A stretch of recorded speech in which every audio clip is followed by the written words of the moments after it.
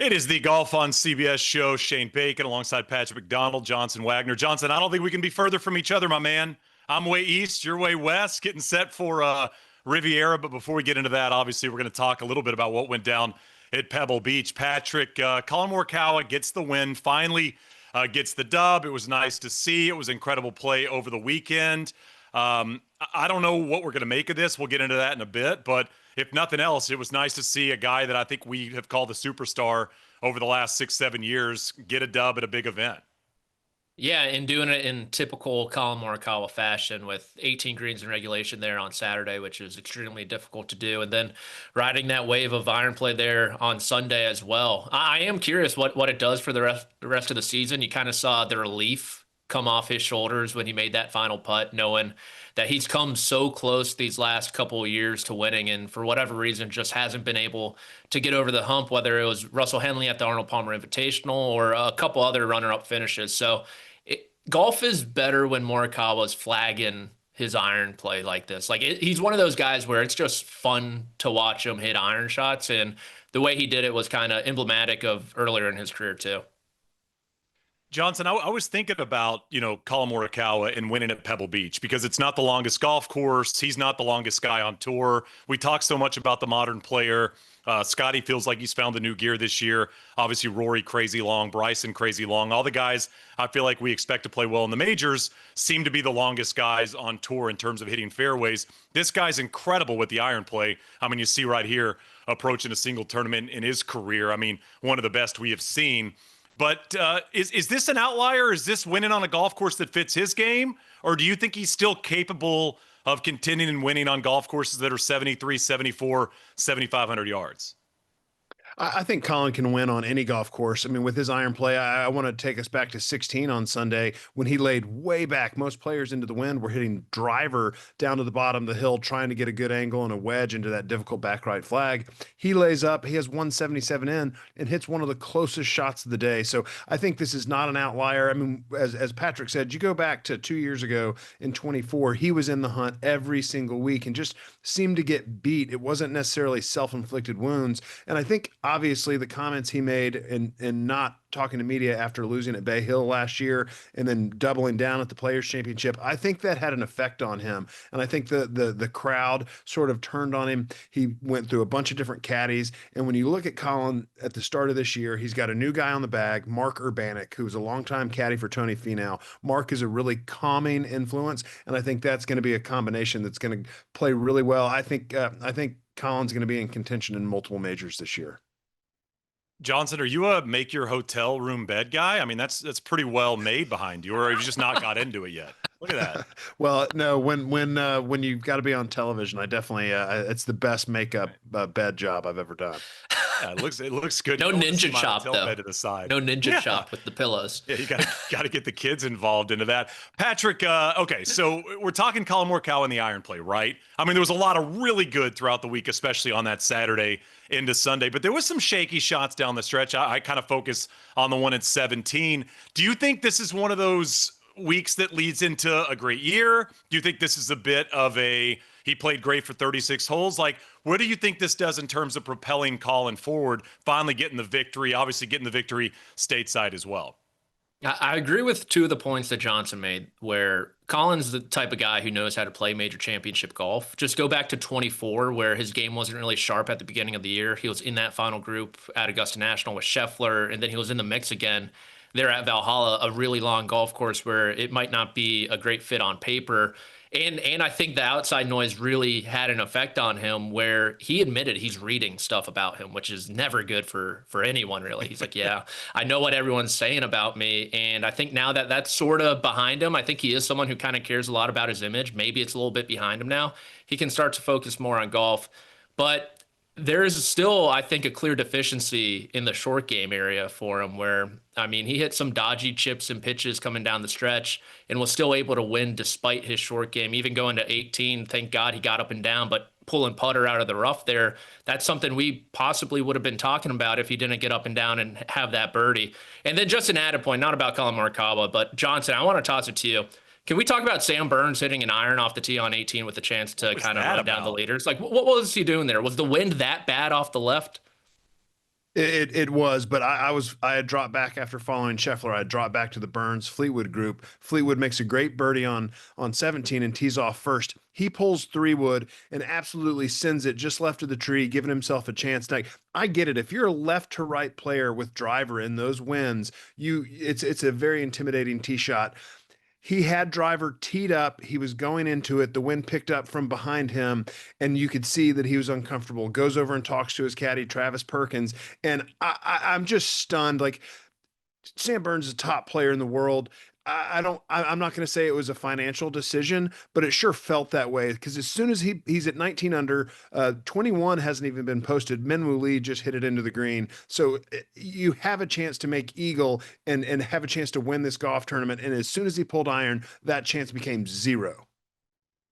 Yeah, and then he hits it right. I mean, you think about what he did when he pulls iron. I mean, Patrick's like hit iron in the fairway. I mean, you remember when Phil Mickelson pulled 4 iron? I think he had 1-shot lead. He was on 18 at Pebble, pulls 4 iron and makes birdie. Still, obviously going on to win once again at Pebble Beach. But I mean, you go ahead and hit that thing right. It's like, all right, well, I mean, what was the point of that? Hit 7 iron for goodness sakes if you're going to pull 4 iron and hit it in the bunker, right? I couldn't believe it. And you saw Scheffler throw it out there. You saw Minwoo throw it out there and just pummel it down there and have mid-irons in. And then Burns doing that. I was shaking my head. Johnson, take the chance. Yeah. Have to take I mean, chance. you got to try to make eagle and win, especially if you're him. I mean, if you're a player that, again, you mentioned protecting the points, Johnson, or maybe financial decision. It's like if you're a guy that is kind of a year-to-year PGA Tour player, maybe you're one of those players in an event trying to get into the next 5. I understand all that stuff. You're Matt McCarty, sure. I mean, hit it in the fairway, try to make birdie. If you make par, that's great.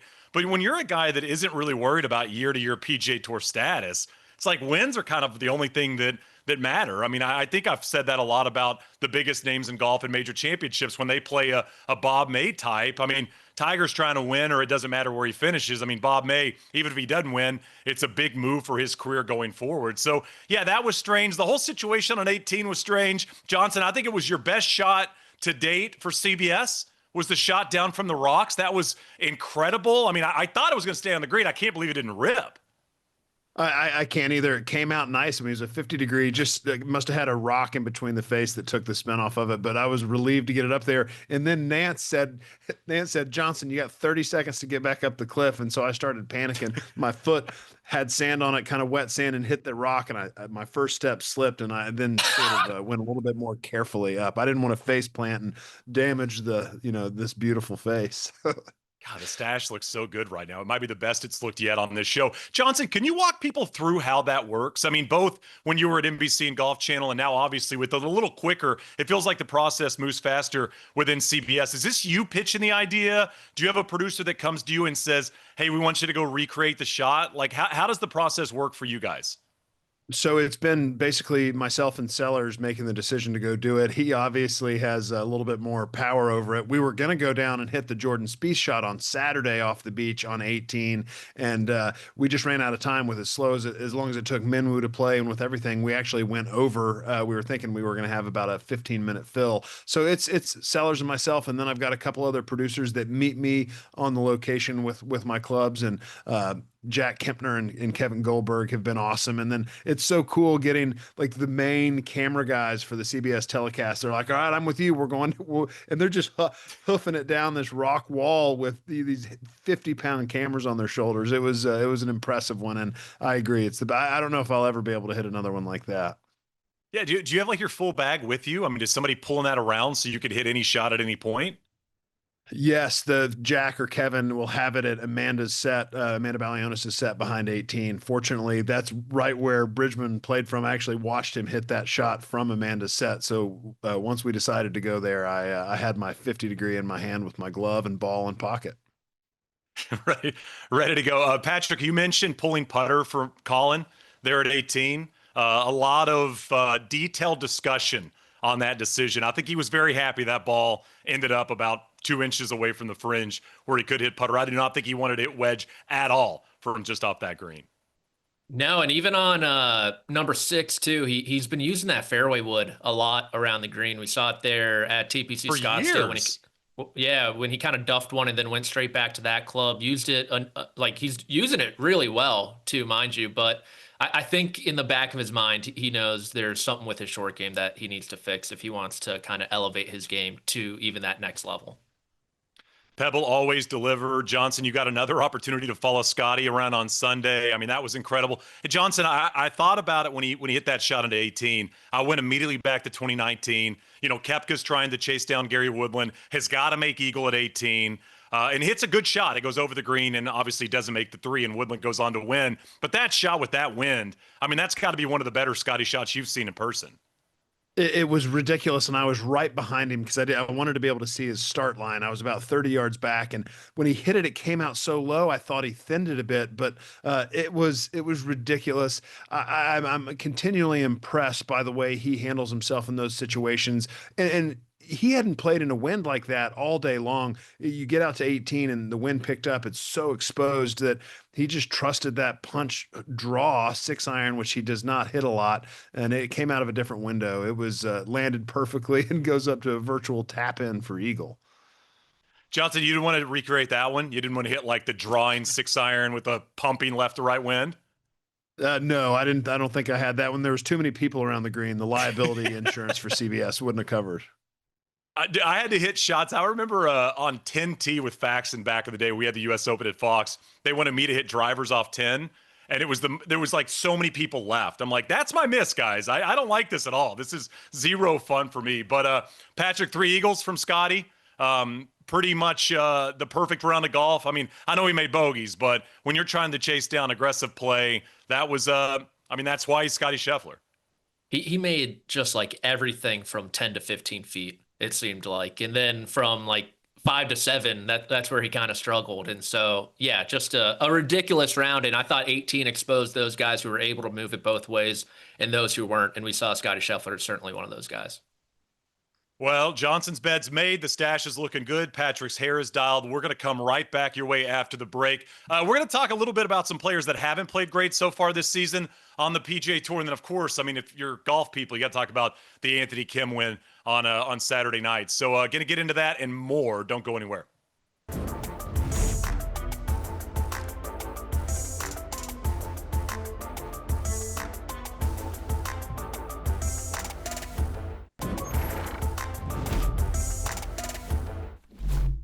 We're back. Shane Johnson, Patrick Johnson. I think this is my favorite run of golf all season long. I mean, it's easy to get into the major championship golf and kind of that run really, let's go US Open, PGA, all that stuff kind of bunched together. But this, to me, is just the most fun golf viewing. Where does kind of Pebble, Riv, back-to-back sit in kind of your scheduling in terms of your favorite golf events?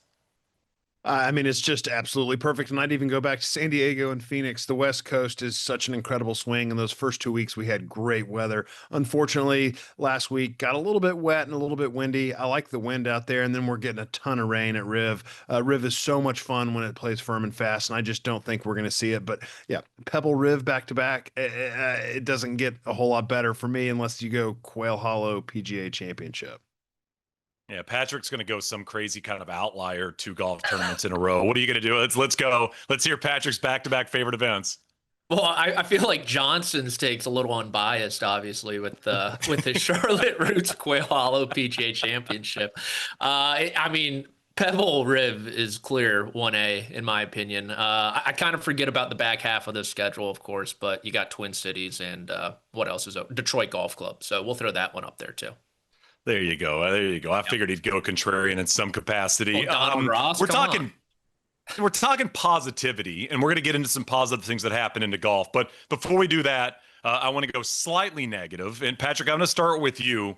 We're into the golf season, I think, at this point, into 2026. Are there any names or players that you feel like have underperformed, that you're kind of waiting to see what happens, or maybe you're even concerned about the way they've gone about their business this season?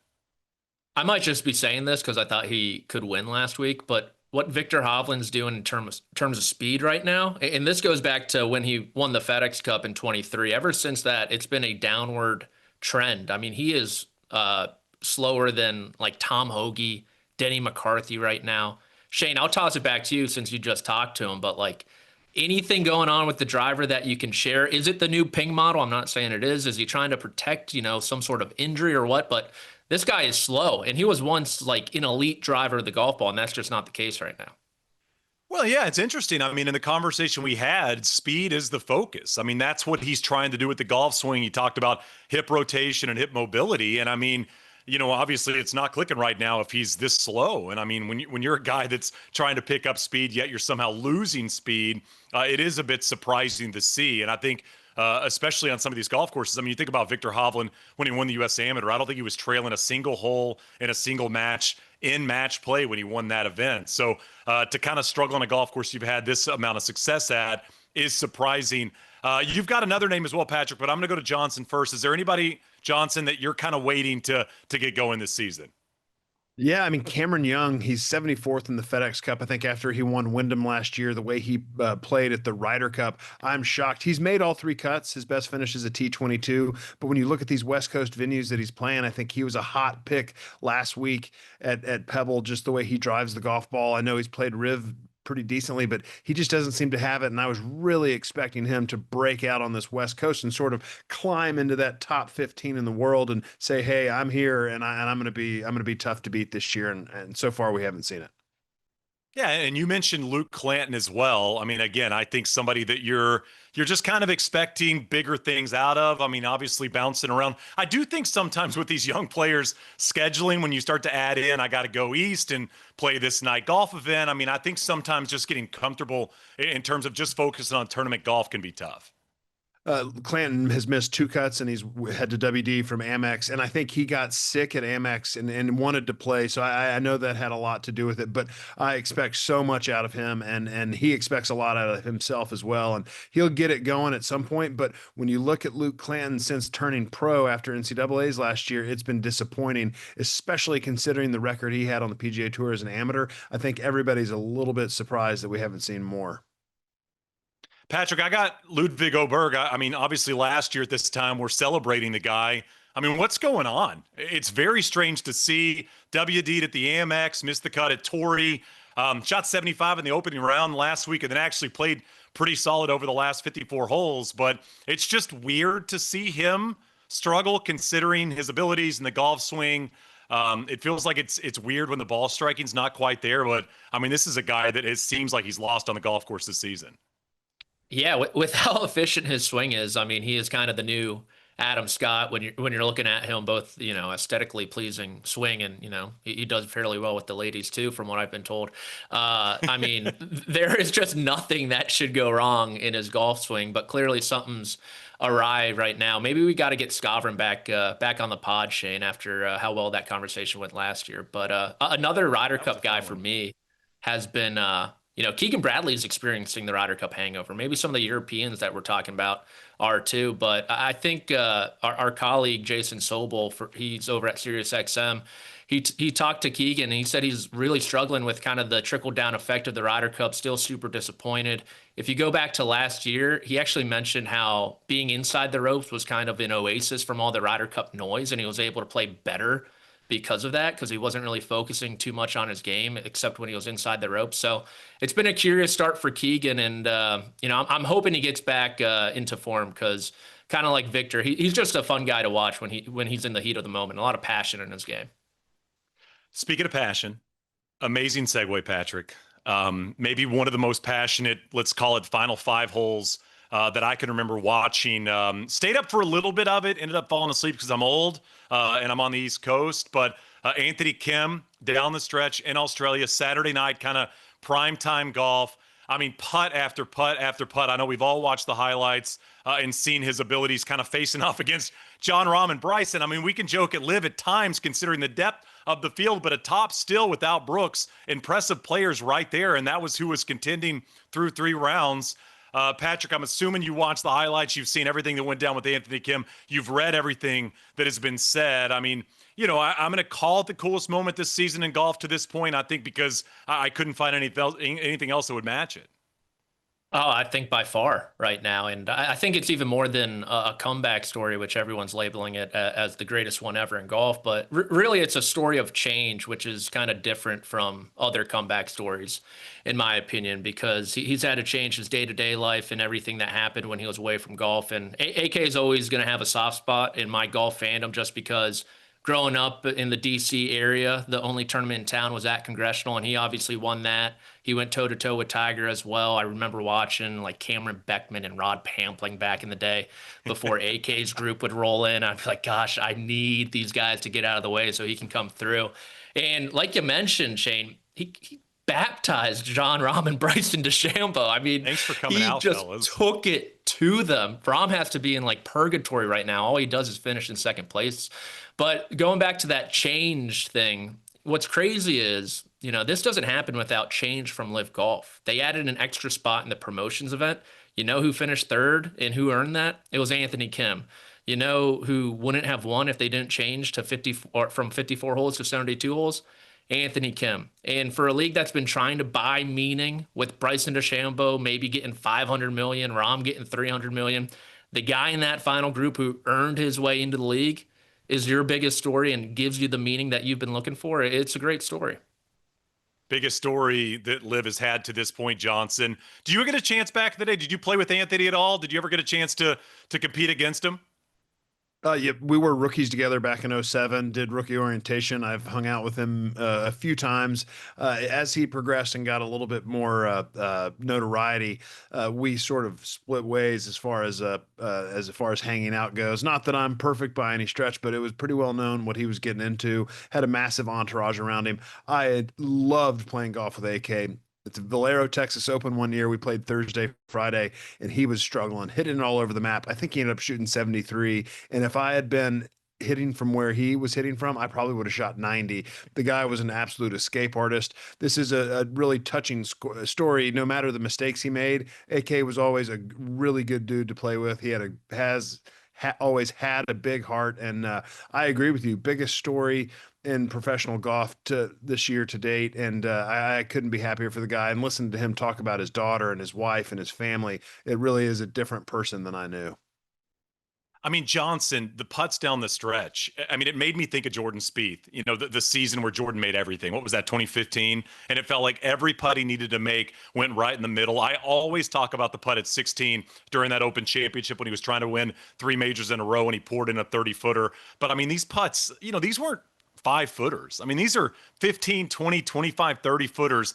Every single one he was cashing.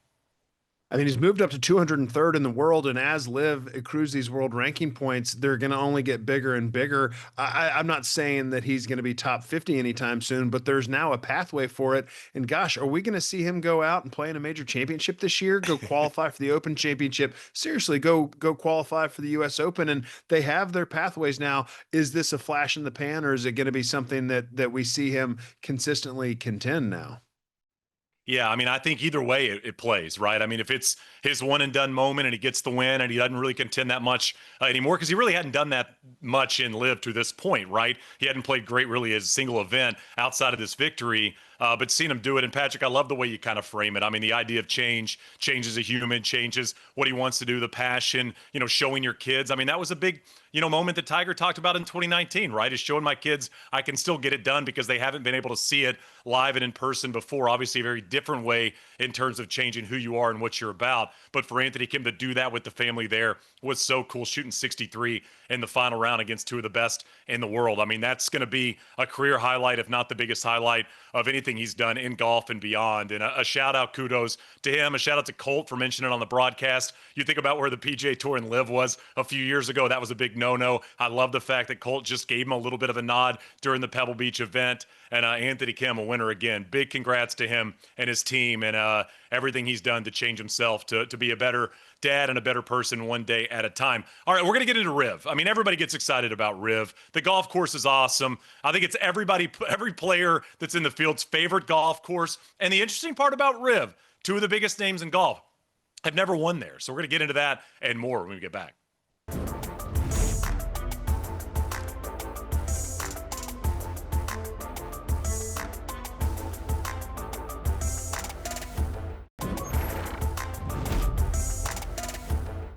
Fellas, we are on to Los Angeles. Johnson, before we get into Riviera, I got to ask, what's your lineup this week? Are you playing any golf? I am playing Bel Air for the first time on Thursday Nice. with Colt. I'm fired up. I've wanted to play there for years, and I think I'm just gonna keep it at one day. I got to get out and do some work at Okay. Rev. What do you Or think? you. What's our over under on celebrity sightings? You think at Bel Air? We'll go put it at 3.5, like relatively famous Wikipedia page level famous people. I've never been out there, so I can't say it. But if you say I'll take your line, I'll look around for them. I'll go over. If I Please have do. to. Yeah. I played it one time and saw Larry David and Doc Rivers. So, I mean, it's you're going to see some famous people. I can almost guarantee you that. One of the great private golf course cities in the country. I don't think it's necessarily a great public golf course city in terms of LA, but obviously Riviera is this week, Patrick. It's an exciting golf course because the players love it so much. I mean, obviously, a lot of people aren't going to get the opportunity to play Riviera, but hearing how much the players love it, having the name attached to this event, the champions that have won here, I mean, it elevates our excitement because the players are so excited. Great amphitheater too, naturally around 18, which I feel like has seen a lot of great moments. You brought up Max Homa, not so great moment there when he won, but coming back in that short par 4 10th, the shot he hit from behind the tree in that playoff against Tony Finau. The Phil Mickelson, Keegan Bradley back and forth with Bill Rolling on Haas the as well ground. back in the day too. Like that was all time. And so just like the various holes, I would say there's 17 really good holes out there. I have a bugaboo with 4, and the fact that they lengthened it, I don't love. I know they flattened that green a little bit, but Johnson seems like no one could hold that green ever. Everyone was chipping from long of it these past like 5 years, it seemed like. And what's so troubling about that hole is if you land it just short in the Kikuyu fairway, it sticks. But if you land it just on the green, it shoots over. So I think this week it's going to be a little different with the rain. I think you'll be able to hold that green. But I'm with you. That's a frustrating hole. I thought you were going to say 10, Patrick, and I was going to have to start arguing with you. No. I'm just bummed we won't be able to see JT lay up this week and try to hit a wedge in that one, right? So everyone seems to be going it this time around. Yeah, lone player that would do it, of course, that funny Morikawa walking out in front of him video from a few years ago when he didn't realize JT would lay up at the 10th. Johnson, you love 10. It seems like it's a hole that you're into. I know. I mean, listen, the green is so difficult at times. Obviously, if it's soft, it's not going to be. But when it is firm and fast, it can feel, I don't want to say goofy golf, but it can feel a little tricky. No, but I would say when it's soft, it plays tricky too, because if you get those pins that are on the back of the green, you've got to flight something in there low, chip a little pitching wedge. And if the miss with that for me is always left. And so if you miss that little chippy shot left on 10, you're in danger of it rolling up under the backside lip of that back bunker, which is just absolute death. You're not going to keep it on the green. And that's when you see guys go back and forth, bunker to bunker. Yeah, you can make a big number there, especially when it's firm. Johnson, we all know 10. I mean, there's so many famous holes around Riviera, 6, 18. We can get into those holes, but you typically will pull out 3 holes that maybe aren't the most popular on the golf course to focus on as we get into this week. Well, there's a stretch on the back 9 of just knock you in your face par 4s, and that starts with 12, and 12 plays back downhill. It's a tough tee shot for anybody that moves the ball right to left, because you basically have to hit a fade to keep the fairway, hit the fairway, and then you play over a little wash area for the second shot, and the green runs away from you. Typically, these holes, I mean, they all play in the same direction, and typically with a southwesterly wind, they are straight back in your face, so they play long and demanding. I remember one year hitting 3-wood into the 12th hole, and I think given if we get some winds and as soft as these fairways are potentially going to be, 12 is going to be an absolute brute of a hole, and it's tough chipping around that green too. Yeah, you go 12 into 13. I mean, you think about back-to-back difficult holes where you're just hoping to kind of conquer them in 8 shots. And so the 13th is the opposite of 12. 12 takes a fade off the tee. 13 needs a draw. I've seen players that hit fades try to take it left of the trees and cut it around them down in there, and that's where they end up, back over in those woods. And then the green complex really pitched right to left with the wash area to the left. One of the best Sunday pins on the PGA Tour is back left on 13. It just sits out there on a little island, and if you go at it, you better have the right number, because if you're short, you're dead, and if you're long, you're dead as well. Yeah, Patrick mentioned the Max Homa playoff win when he got it done there at the 14th, the par 3, but then we move on to 15. I mean, this is a hole that has been famous for so many years. I mean, Johnson, this is, when I think Jordan Spieth holed out a 4-iron in the NCAAs, playing alongside Justin Thomas for Eagle after the kind of calling for each other in that matchup. I mean, this is a brute of a par 4. Well, big bunker down the right-hand side that nobody can carry if it's back into the wind. And again, you've hit a fade on 12, a draw on 13, and 15 really requires you to hit a fade because that left rough comes into play. One of the wildest greens on the golf course, too. It's sort of like a sideways Biarritz, if you will, where it's high on the left, down into the middle, and then back up on the right side.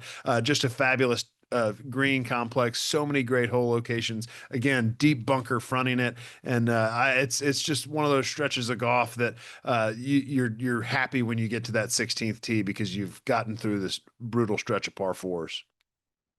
Patrick, I've kind of got a take that I think some of the best golf courses in the world, the last 3 holes include a par 3, a par 4, and a par 5. And we get this back-to-back weeks. I mean, you think about Pebble Beach, it happens there. And then obviously you get it at Riviera. I just like the variety to finish around. And it feels like Riviera is kind of the perfect variety in terms of a golf course, not just off the tee, but with the iron play, short par 4, lengthy par 4s. The variety, I think, is what makes this thing so beautiful.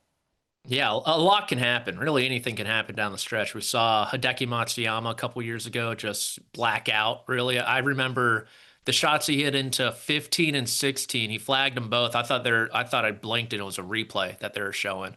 But then you go and you have the par 5 up the hill. But if you miss the fairway, that kind of turns it into a difficult hole and not a scoring chance necessarily. And then 18 is great also. That's just a sweet tee box. And I love what the broadcast has been doing, the little low camera from behind that they've been kind of showing off recently this year. That one going at 18, Johnson, send them a note. I'd love to see that one. But yeah, great variety, great chances for birdie, but also bogeys too. Johnson, if you could like pick a shot to have to recreate this week around this golf course, what do you think is atop the list? Like, are you going to hit out of the donut bunker? Like, what would be like? I want to hit this shot. If the pin's on the right or and the player misses it on the left, I'd like to recreate a shot chipping it off of 6th green. That would be ideal. Yeah, all right, but we won't do anything there. 16 is such a fun shot. There's so many great short game shots, short-sided around that green. That would be probably a good place to be. Yeah, that is just a crazy difficult par 3. I mean, it's not overly long, right? But it's just difficult. It feels like when you look at it from the tee, it feels very, very tough to hit, even with an 8 or a 9 iron. Just have to hit it at the center of the green. You cannot take on flags, especially if there's any wind, because if you hit it in the center of the green every day, you're not going to have more than 15 feet. But once you start flag hunting, you can bring double into play pretty quick, or at least a bogey. Yeah, I mean, again, and then you get an opportunity with a par 5. I mean, you think about the U.S. Amateur years ago, Doc Redman with the eagle birdie finish to tie Doug Gim. So much history around this golf course, and obviously with this golf tournament. So we're going to get into a little more Riviera talk, and then we're going to pick our winners this week. Scotty Scheffler is going to make an appearance once again, maybe on both sides of can win, can't win. That is coming your way here on the Golf on CBS show.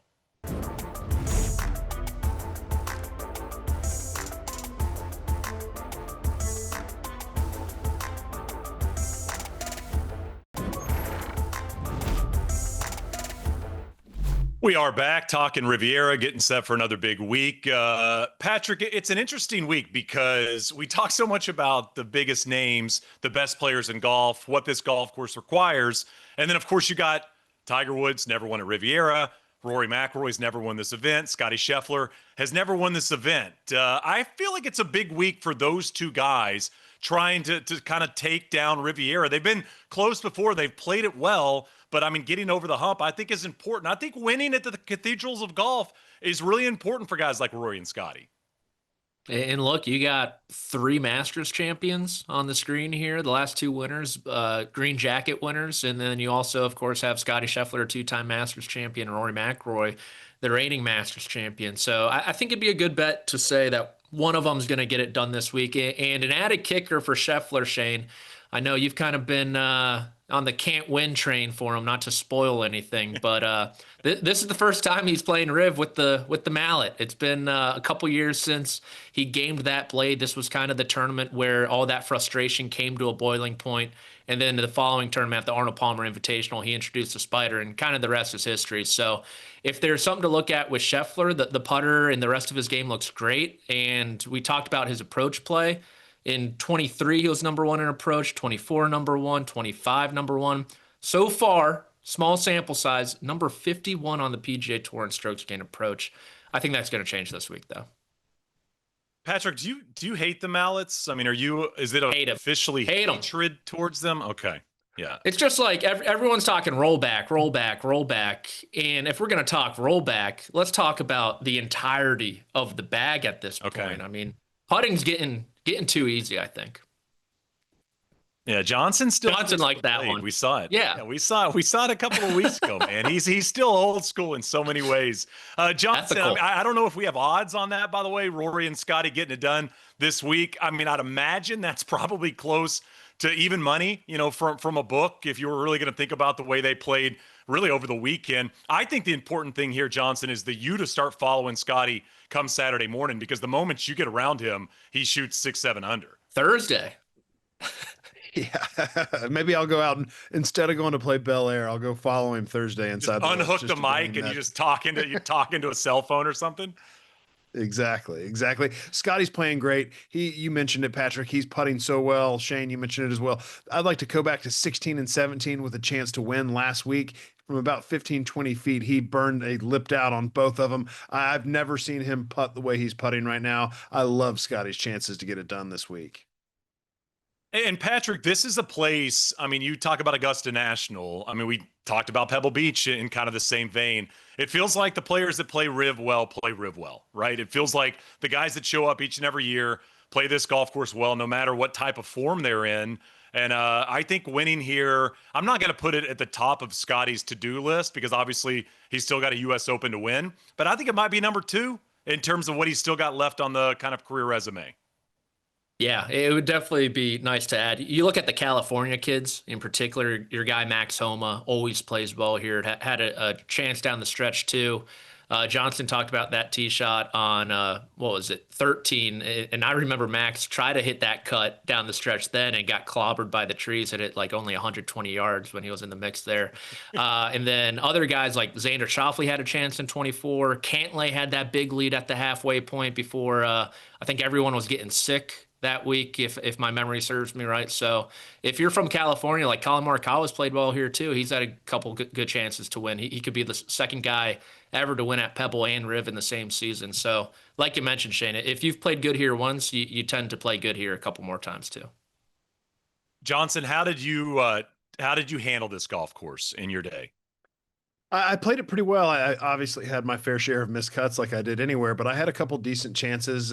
2012, I played really well with my brother on the bag, and I think I made a couple bogeys to end up finishing 21st or something. But what a fun venue late on a Saturday, Sunday, down in the canyon. The crowds are incredible, and it just the roars reverberate around this golf course because it sits down in this like canyon valley, and it's one of my favorite venues ever to play, especially when you play well out there.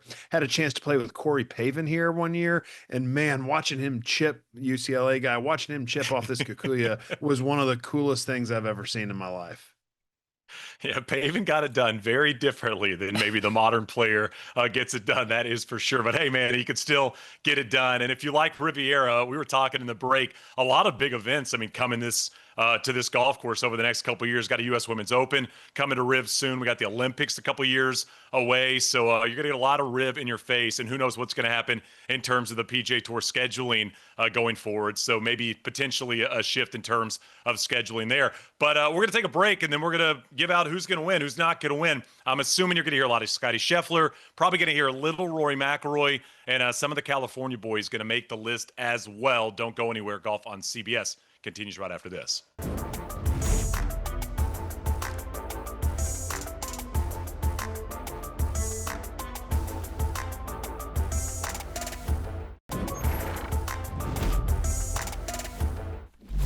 All right, fellas, time to make some picks. Who's going to win? Who's not going to win? Patrick, I know on your can't win list, you've got a guy that you already mentioned. When you put floaties on your arms, typically you're probably not going to make his can win list, I don't feel like, in terms of this week. But obviously everybody's in the field, all the big names, signature events. So, Patrick, I want you to start. Who do you feel like is going to win this week at Riv? Going to win. Okay. Easy one out of the way. Scotty Scheffler is going to shoot a few under on Thursday. He's not going to spot the field 10 strokes. And then he'll be fine going into the rest of the tournament. So he can win. I'm going down with the ship. Speaking of pool floaties, I might need them with Xander Schauffele. You I can't quit him. I'm way too deep. He showed some signs of life though at Pebble, I will say, which I really like. Not much, but some. There's a heartbeat there. And then Harris English is driving the cover off the golf ball right now, which you love to see. Great short game on him. This has a really high missed green and regulation percentage, so you got to be tidy around the green. He's putted these greens well. So I think English, a guy who won in California last year, could surprise some people too. All right, so Scotty makes your list. Johnson, Scotty making your list? Scotty's definitely making my list. I'm walking with him the last couple Sundays. I mean, if how can he not be until he does something to prove otherwise? I'm going with him.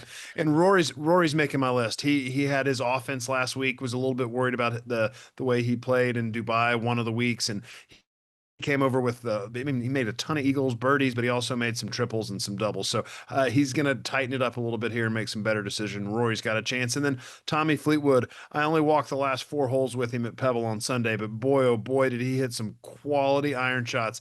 I was really shocked at the way he played both weeks in Dubai over in the DP World Tour, but Tommy Fleetwood's got a real chance, and I think this could be a breakout moment. I know the Tour Championship was a big win, but this would be much, much bigger in my opinion. Johnson, I saw 19 consecutive rounds in the 60s for Tommy Fleetwood on the PGA Tour. When you hear those types of stats, it's kind of like the Scotty top 10 stat. You're just like, that doesn't make any sense. Surely that's not true. And then you look it up. I am very interested, by the way, Johnson, not as much of a pro shop at Riv than maybe what you find at Pebble. So do you think he goes Riv outerwear this week as well? Or do you think he might mix in like an LACC hat? Maybe he goes to Bel Air. I'll be interested in what Tommy's rocking throughout the week there at Riviera. I thought he looked great last week. I mean, getting a little bit more of a structured hat really fit his hairstyle a little better. Don't forget LAGC too, Shane. Come on, don't forget about TGL. Right. I forgot about that. You know what? He could lean into that. So that's a great call. That could be his outerwear throughout the week. Very smart point there. I'd lose it if he does that. Patrick McDonald himself. All right, I got Hideki on my list that I think can win. Has played great here throughout his career. Another guy that has always played well here, Adam Scott. I think Adam Scott's focus right now is on 5 events each season, and this is one of the 5 where the focus lies. And I got Patrick Cantlay as well on my can win list, which means on my can't win list, once again, I've got Scotty Scheffler. I don't think he's winning. History tells me he doesn't win at Riviera. I got Rory on my list. Doesn't win here. Has never won. Close. I'm crazy. And I got Collin. I don't think he's going to go back to back, even though that would be wild to see. Patrick, who's not winning? I got Collin as well. Pool floaty guy, Victor Hovland, unfortunately. Just curious about his driver. And the one who I'm most afraid about is Hideki. I was talking to Mark Immelman yesterday. He said he was following him at Pebble Beach and said the driver looked much better compared to the Phoenix Open, which I did not love to hear, knowing that I already filled out this outline and Hideki was in a can't win position. So that's the one I am by far most Google worried about. doc, nope. by the way. You could jump once in you're there in, if you you're want. in. All right. Well, Johnson's committed. Who do you think's not going to win this week? I mean, this may be shocking, but Chris Goddard looked tired the last 3 days at Pebble. He's had a lot going on. He's won twice already in his first 4 events. He's not winning. Wyndham Clark, I'm going to ride on this one for a long time. I think he's reverting back to the mean of his play previous to winning the Wells Fargo Championship. He doesn't drive it good enough to win around here. And then my last is Cam Young. Mentioned him earlier. Been very disappointed in his start. I think this is a good fit of a golf course for him, but has not shown enough form. You fellas got the same guy that's winning. Patrick, I'll let you take it. Who's taking home the trophy this week? He's going to be going by Scott Scheffler after the win this week. And you got him as well, Same. Johnson? Yep. I do. All right, I'm taking Patrick Cantlay. He's finished 3rd, T4 his last 2 starts at Riv. Had another top 5 back in 2018. Patrick Cantlay, I think, is going to pick up a big win. And of course, you can catch the action on the weekend from Riviera with Johnson and company. He'll be hitting some golf shots, donut bunker, who knows. That's Saturday and Sunday, CBS Paramount Plus. Don't forget to subscribe to our show. We'll be back next week. Excited for Riviera.